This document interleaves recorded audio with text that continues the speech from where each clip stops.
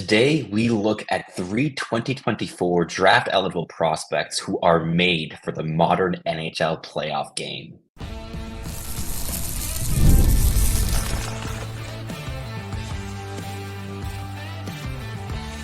You are Locked On NHL Prospects, part of the Locked On Podcast Network. Your team every day. Hello, and welcome back to Locked On NHL Prospects. This is the home of everything prospects related that we bring to you 5 days a week, Monday through Friday. I'm Sebastian, the head scout over at Dobber Prospects, and this is a solo episode today, as I'm not joined by my typical co-host, Hattie Kalikesh, today. But today we are going to break down the games of three 2024 draft-eligible prospects who are made for the modern NHL playoffs. They bring a lot of pace and intensity, sound off-puck habits, and a lot more that is required to excel in the NHL playoffs, which are obviously currently ongoing.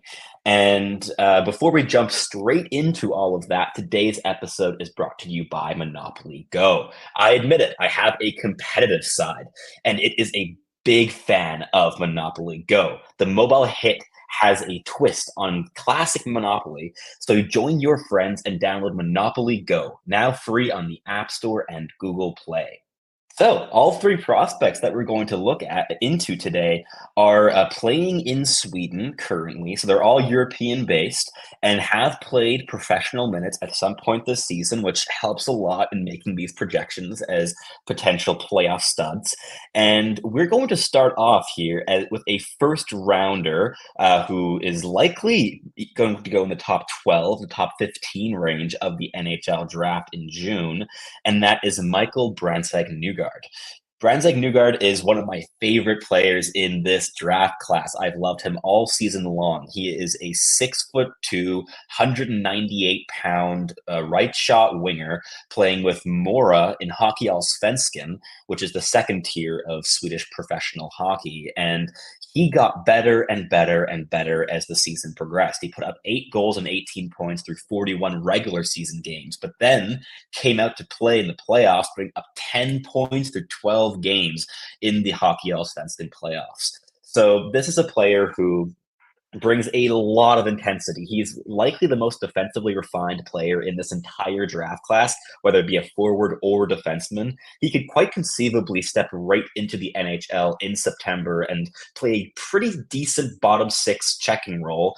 And he brings a decent amount of upside alongside of that. He has some really intriguing offensive tools, whether it be his shot or his physicality or his ability to get to the dirty areas of the ice and be a pesky net front presence who can tip home shots to the point or grab loose pucks around the crease. And he's a player who has already shown that he can excel in the playoff environment at the professional level. And certainly Hockey Allsvenskan is not fully comparable to the NHL playoffs, but no level of hockey truly is on the men's side of the game. And Brandsegg-Nygård is a player who I truly believe will be at his best in the NHL in the biggest moments. He already is stepping up and playing his best hockey in the biggest games, whether it be like necessary games at the World Junior Championship when he was trying to keep Norway alive and keep them in the first division for next year, which didn't quite work, but he got better as that tournament progressed, or in the regular or in the playoffs with Mora IK. Also really ramped up his play, became an offensive driver for that team when the playoffs hit. And he is a player that I really do believe in. I think that he's going to be a high-value selection if he drops outside the top 10, especially if it's a team that is likely to contend in the next couple of years. I think MBN could really conceivably be a significant piece of that short or medium term playoff runs. And his off-puck game is really refined. His scanning habits are strong. He consistently makes those small adjustments to get into passing lanes in the defensive zone. He applies intense pressure. He's good on the back check, very good on the forecheck. He's a strong puck carrier in transition, not necessarily the most dynamic in doing so, but he will get into the offensive zone with control and get the puck to a teammate to really start off the cycle. He's more of a cycle player than a pure rush creator, though there definitely have been some flashes of rush scoring, especially at the World Juniors, where he scored a couple really beautiful goals for Norway in that manner. And he's very middle driven. He's a big, strong player. He roots himself down in the dirty areas and is really not pushed to the perimeter, even by professional competition. So this is a play that I really do believe will thrive in that playoff environment in the modern NHL. And yeah, he makes strong decisions under pressure, whether it be on puck or defensively or off puck. He moves off the puck pretty well. He's likely not going to be like a point per game type scorer at the NHL level, but he will be a plug and play Swiss Army knife who can play up and down in the top nine. Likely, I think, a second liner in terms of the most comfortable fit if he hits his upside, but can fill in on a top line, especially in terms of complementing high skill, like soft skill offensive players on a top line, and really bring a lot of that off puck engagement, the physicality, and even the goal scoring ability. He has a really wicked release. His wrist shot is a threat to score from medium range, certainly, but he can also score from in tight, gets good elevation from pucks in tight. And yeah, he's at his best in the big games, which is what counts in terms of playoff hockey. He also brings a lot of versatility, which is, of course, needed in the playoffs. You always have players that go down with the injury when those big games come along. And he can play, as I said, up and down the lineup, but he can play in a variety of roles, whether it be a checking winger or a finisher or a power forward or a net front presence or a defensive specialist or a combination of all of the above. He's really versatile, and that's something that you really do need a couple players of in your forward core when the postseason hits. His handling ability, his playmaking ability have shown some decent flashes this season, but could still use some refining. They're partly the parts of the reason that he doesn't project as this like high end, like top line winger, for instance, alongside that lack of elite level dynamism. And that said, when you're not picking in the top 10, you're not really going to get a slam dunk in that facet typically. But MBN brings so much to the table that's every single team needs when they are looking to make a deep playoff run. And if he slips outside the top 10, I really would be starting to bang the table for him around that 13, 14, 15 range of the draft, if he's still available somehow, because he's a proven goal scorer. He's proven to be a high-end defensive player, and he's just gotten better and better and better as the season's progressed, especially when the competition is at its highest. He even scored 4 goals for Norway in a 4-3 win over Denmark in a preliminary game at the World Championship, so against men again, and he scored every single goal for Norway and played tremendously. So I'm very curious to see how he performs for Norway at the actual World Championships, especially playing alongside a player like Mats Zuccarello. That would be a really interesting tandem to look into. But MBN, Michael Brandsegg-Nygård, is absolutely one of my favorite players in this draft class, who especially like fringe contending teams should take a hard, long look at on draft day. Next up, we're going to jump into the game of Dominic Badinka, a hard-nosed but very mobile right-shot defenseman who was playing in the SHL for most of the season. But before that, a quick word from our sponsor over at FanDuel.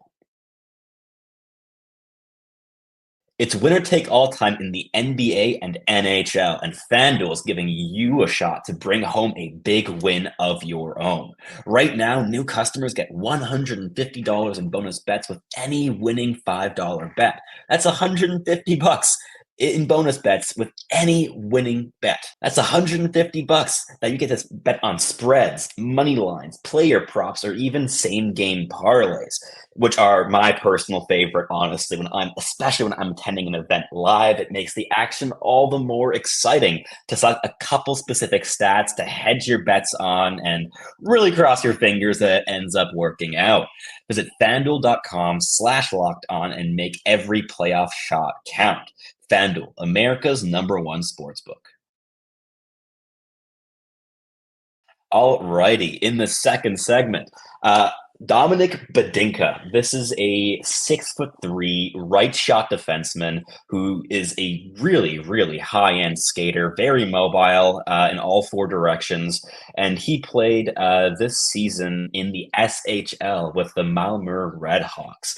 And he played most of the season there. He played 33 of his games, of the 50 games he played in the SHL, where he put up a single goal and 4 points total. So not a massive season from a production standpoint. And through 17 games in the J20, he put up 2 goals and 13 points. So better production, certainly. But you are not selecting Dominic Badinka to be an offensive dynamo. What he brings is a ton of value on the defensive side of things and in the breakout game. So let's dive into why I believe that he is going to be a really effective playoff performer at the NHL level, beyond the fact that he's playing solid SHL minutes as a draft eligible already. But Badinka is a really good rush defender and in-zone defender. He has refined scanning habits, whether he's facing the play or has his back to it. He's a really active player in defending the rush. He closes his gaps with aggression and a solid sense of timing most of the time. And he uses his stick really intelligently to block passing lanes, and he almost always takes a stick-first approach when he does close his gaps, which is nice to see, but he's really quite capable as well of using his body to take a player out of the play to separate an opponent from the puck and to then go grab a loose puck on his own quite often as well. So he is a really intelligent defensive player who uses his big frame very effectively on the defensive side of things. But what makes him perhaps more interesting is that he is also made for the modern game of NHL hockey, in that he's a really effective breakout passer. He's a strong stretch passer when he's always looking for those long passes to spring a quick counterattack. And he can drop those with pinpoint accuracy, but he always has a simple play in his back pocket in case he's pressured, which means that he always looks for those perhaps like higher danger passes to be able to make to progress play quickly. But when he is being pressured by 1 or 2 or sometimes even 3, 4 checkers, he always keeps a simple outlet in his back pocket to relieve that pressure. So it's quite intelligent in his approach to the breakout, and that's something that I've really appreciated from him so far this season. But that's not to say that he's necessarily going to be a playmaker offensively, despite that decent passing ability. He's a very limited puck handler, inner grading skill, probably a 3.5 grade. He's a very locked top hand and really lacks that fluidity, especially in terms of keeping his hands at the same pace as his feet, because he is such a proficient skater. So there are certainly on-puck limitations with him, and he's a far more effective breakout passer than a breakout carrier. But there's a definite thing to work off of there in the breakout game. In the offensive zone, he's a pretty decent distributor of the puck from the top of the horseshoe, but he's not necessarily a player who has fully learned to integrate offensive activations up to the hash marks to go and attack the middle with pinpoint passes. And that's something that probably could still use some development in his game to add a little bit more versatility to his offensive impact. But obviously playing in the SHL this season, he was playing a bit more conservatively offensively, staying closer to the blue line most of the time. But when he does activate in the offensive zone, he does make quite intelligent decisions there. He likes to draw defenders out, make a simple little pass, sometimes even using like hook passes to get around a single opponent to get the puck to a teammate in a little bit of space in a pocket. Those were often a little bit more towards the perimeter than right down in the high danger areas, but still a really decent player in that regard. In terms of why I think he's going to be a really effective playoff performer, he has that combination of quick decision making, whether it be on puck or off puck. That said, There are certainly some flashes of deer in the headlights syndrome in his on-puck ability, which I really think comes down to that lack of handling proficiency in terms of struggling to solve problems with it and really relying on his feet and his passing ability to do so. But he also brings a high level of intensity and physicality on that defensive side of things. He's a solid scanner. He gets to the dirty areas. He's really solid at clearing the net front and making sure his goalie has a clear line of sight. And he makes those split-second decisions, defensively especially, that are very well-timed and very projectable to the NHL game. So this is a player whose profile typically gets picked in the first round. I've been a little bit surprised that he hasn't risen up boards a little bit more over the course of the season than he has.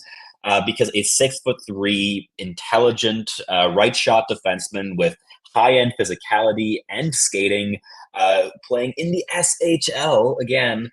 Typically, they'd get ranked by like the boards indicative of NHL scouts, like Bob McKenzie's list or Craig Button's list, for instance. They get ranked in that like top 20 range most often, but Badinka's typically being ranked in that 35 to 45 range at the moment. So he's certainly quite possibly going to be available in the second round. And if he is, I think a team is going to get a really nice player on their hands that they can mold into a solid second pairing defensive specialist who uses his mobility and passing ability very effectively in the breakout. So Badinka is one of my personal favorites. I've liked him all season long. I think he's been undervalued all season long. And I think he will be a pretty solid playoff performer at the NHL level if his development can continue to progress at its current pace. In the next segment, we're going to cap off the episode with yet another Sweden-based player, but the first Swede of the episode, as Michael Brandsegg-Nygård is Norwegian and Badinka is Czech. And we'll look into Simon Zether, a 6'3", projected bottom six NHL centerman who has a couple real specialty areas in his game that will be at their most valuable in the NHL playoffs. But before we jump into that, a quick word from our sponsors over at Monopoly Go. Monopoly Go is the all-new mobile adaptation of the classic board game that we all love, Monopoly. In Monopoly Go, you can team up with friends for timed tournaments where you work together to build up each other's boards. The more you win together, the more awesome prizes you can unlock. And there's so much to get, whether it be unique stickers that you can trade with a friend to complete albums for big prizes, or cool new playing pieces to travel the boards with, or hilarious emojis for taunting friends when you smash their buildings or heist their vaults. Plus, Monopoly Go feels new and exciting every day with constantly changing tournaments and challenges.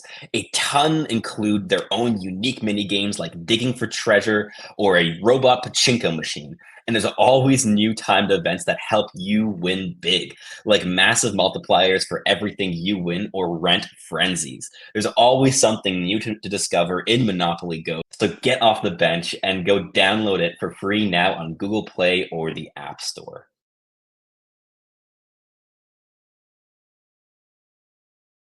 Alrighty, let's cap off the episode here with our final segment looking at Simon Zether. Zether is a 6'3", 187-pound right shot centerman who split the season between the J20 level and the SHL, but he played 42 games for regular in the SHL where he logged 4 assists. And that said, through 18 games at the J20 level, he scored 11 goals and 27 points, which is excellent production for the Swede.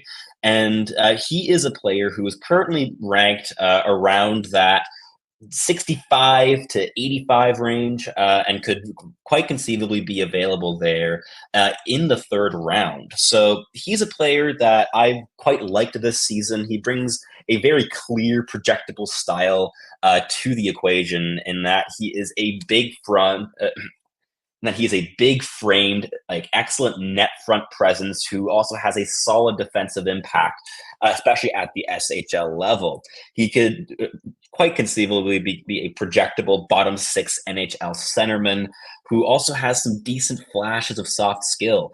He protects the puck very well. He has that power forward frame and some flashes of power forward involvement, especially when rushing the puck up through the neutral zone. And his strong net front play and strong sense of timing in terms of net front flybys for tips and redirections and mopping up rebounds is a real projectable strength in his game. He's one of the top draft eligibles this season in that specific facet of the game, which is always at its most valuable come the NHL playoffs. We've seen it already here through the first round matchups that most of the goals being scored have been really ugly, really dirty, very much at the net front, rather than those end-to-end rushes, even though Cale Makar scored a pretty nice one in that category. But Simon Zether is really going to be a reliable bottom six piece who can play up the lineup if need be in terms of playing those reliable minutes where you're not going to concede many chances. He could be certainly molded into a shutdown NHL centerman who could also be of use on a second power play as a net front piece. So there's a lot to work with here with Zether that I've liked a lot this season. His intensity is really solid. It definitely improved over the course of the season the more and more he played in the SHL. He's a strong off-puck scanner, and he makes those split-second decisions in the offensive zone that lead to those dirty goals quite often. So he's a player that I think a contending team is going to swipe up, whether it be at the end of the second round or into the third round, come the NHL draft. You can look at him as being a bit of like a light version of like David Edstrom from last season, for instance, who was the final pick of the first round and was then traded to the San Jose Sharks in that Tomas Hertl deal. But he isn't quite as refined offensively. He's not as good of a goal scorer offensively compared to David Edstrom. But that said, he does bring these key elements that are at their most valuable in the playoffs, which is certainly something that you look to add in terms of in the mid rounds. You want those specialists that also have a decent fallback game, which Zether certainly has. And is a pretty high likelihood NHLer in terms of your chances of landing one on day 2 of the draft. While he has produced really well at the J20 level and flashed some really impressive skill when he has space to work with, his skill in tight is very much a work in progress, and I don't think projects as a real strength at the NHL level at this stage in his development. But there's definitely a bit to work with in terms of his on-puck game. He's a decent puck handler. He protects the puck really well. He puts the puck in a place where only he can actually access it. He uses his long reach to do so, and he's very solid on his feet. He plants himself when he's at the net front as well. He's very difficult to budge off of the spot that he decides to plant himself in, and he can be relied on to up the pace when it matters most. So while he's definitely the style of player that often gets picked a little bit higher than they're projected to go, so perhaps second round is a little bit more likely than third round with Zether, he was just too much of a playoff style bottom six piece for me to ignore in this final segment of today's episode. And finally, to wrap up the show, let me just predict which team actually ends up selecting each of these players. I think with Michael Brandsegg-Nygård, I think the New Jersey Devils at 10th overall would be very interested. He would bring an element to the game that I think they're really lacking in terms of that high-end defensive impact paired with real goal-scoring upside and the ability to do a lot of that dirty work in the offensive zone. And he'd be excellent paired with a player like Jack Hughes or Nico Hischier, for instance. I think they'd be very interested, especially because Alexander Holtz has yet to fully entrench himself as a slam dunk top six piece for them, and they've given him a couple years of attempts in terms of doing that so far, and might look for a more long-term replacement on that side. With Dominic Badinka, I think there are a couple teams that would really like him, whether it be the Ottawa Senators at 39th overall, who could really use to reinforce the right side of their blue line, and would very much like a player in Badinka's mold who can pair that physicality with mobility and that breakout proficiency, or maybe even the Calgary Flames. I think he might end up in Canada. There are a couple teams that need those projectable right Ds who can lock things down defensively, are able to cover a ton of ice, and can also help out in the breakout. And last but not least, Simon Zether. he just screams Detroit to me. The Red Wings adore drafting out of Sweden, and I think they're going to end up with either one of Simon Zether or Linus Eriksson out of this draft class in terms of like a projectable bottom six centerman who chips in a ton defensively. They have the 80th overall pick in the third round, which is the lower end of the range for Simon Zether, certainly, and for Linus Eriksson as well. But they might also reach on one of those players at 47th. That wouldn't shock me in any way, shape, or form. And I think that Zether would fit really nicely into what they're trying to build and the style of play he plays, and also being a specialist in terms of being able to chip in on a second power play, for instance. But that wraps things up for today's episode. Thank you very much for tuning in. If you're watching on YouTube, please press the like button, subscribe, leave us a comment with your thoughts on this episode or episode ideas for the future. And if you're listening on your favorite podcasting platform, make sure to make us your first listen of the day. For your second listen of the day, you can go and check out Locked On Sports Today over on YouTube, who run a 24-hour-a-day channel with everything you need, with all the updates in the sporting world. And make sure to tune in for our next show as we continue our prospect coverage for the month of May. That'll be next week on Monday. And yeah, thank you very much for listening.